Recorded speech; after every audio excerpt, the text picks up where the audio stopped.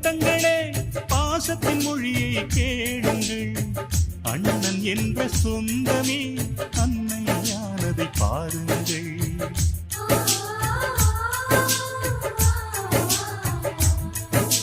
சிலுவைகளை நீ சுமந்து மாலைகள் எமக்கு சூட்டினாய். சிறகடிக்கும் பறவைக்கெல்லாம் வானத்தை போல மாறினாய். விழியோடு நீ குடையாவதா?